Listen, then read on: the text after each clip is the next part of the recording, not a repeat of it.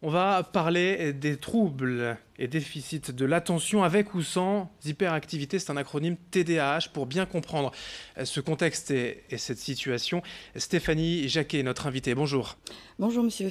Vous êtes l'une des responsables du collectif TDAH et à l'origine d'une pétition nationale pour une meilleure prise de conscience et prise en charge, surtout de ces troubles de l'attention. Déjà, une définition quand même pour bien comprendre l'acronyme TDAH, je le disais, un trouble déficitaire de l'attention avec ou sans hyperactivité.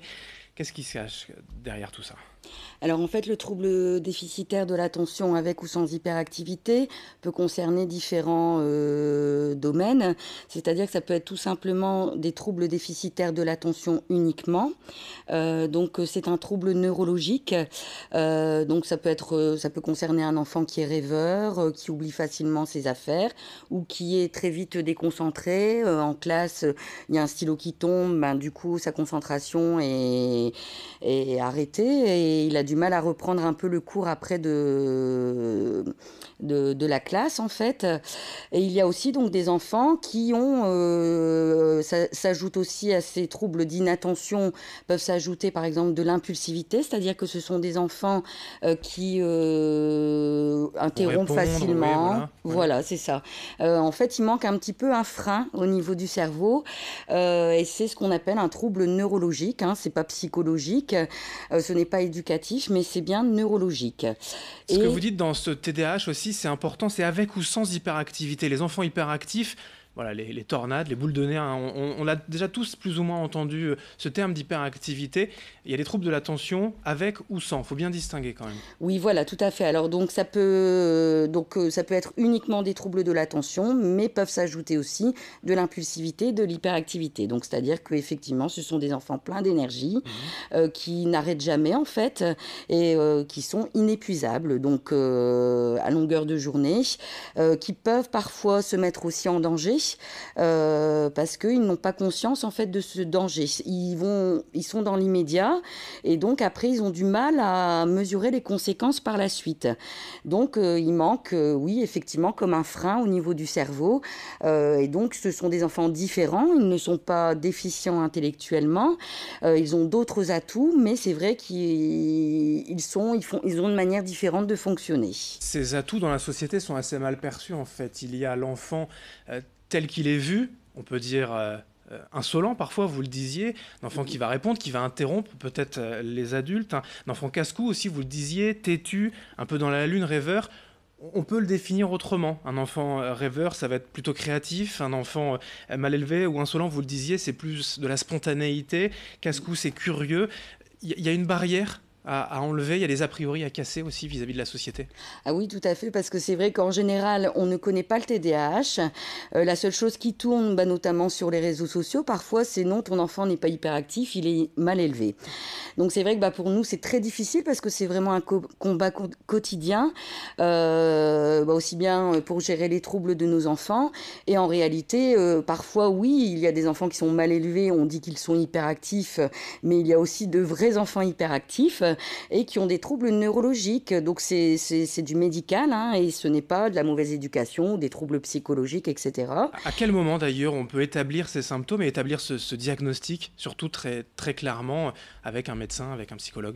Alors c'est vrai que c'est très très long puisqu'on n'a pas par exemple de prise de sang. Si vous êtes diabétique, vous avez une prise de sang, vous avez un diagnostic très clair.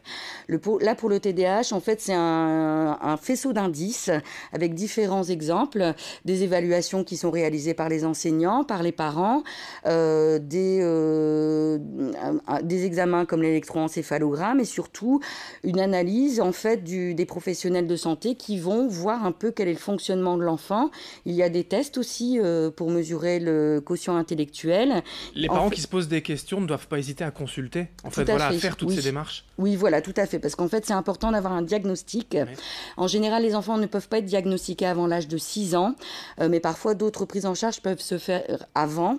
C'est vrai que, par exemple, pour ma fille et pour d'autres enfants, il y a aussi des troubles qui sont associés, comme on appelle des troubles 10.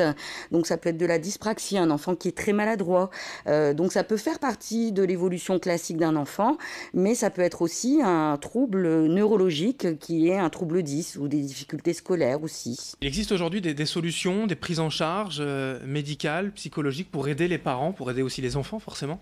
Oui, tout à fait. Alors en fait, dans un premier temps, il y a des solutions ce que j'appelle naturelles, c'est-à-dire que la Haute Autorité de Santé préconise en fait une prise en charge en psychomotricité pour aider à gérer les émotions, les gestes, etc.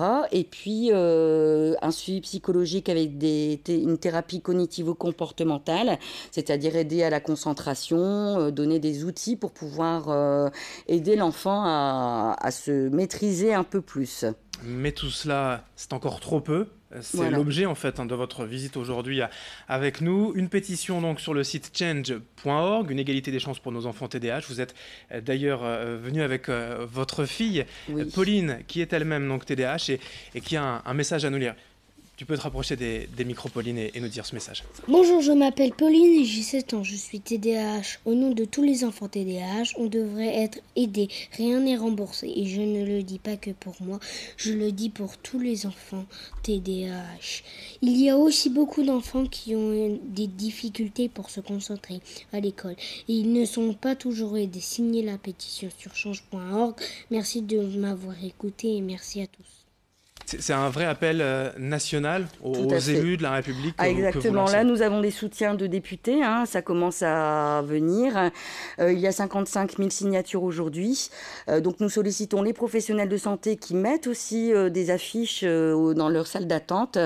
Des députés qui interpellent au niveau du gouvernement, puisque nous interpellons Mme Buzyn, Mme Cluzel, M. Blanquer et Mme Macron sur le sujet du handicap qui n'est pas du tout pris en compte. Il y a une loi 2005 pour l'inclusion des enfants en milieu scolaire. Aujourd'hui, on est en phase d'intégration des enfants en situation de handicap. Même si ce sont des handicaps invisibles, ils ont besoin d'adaptation.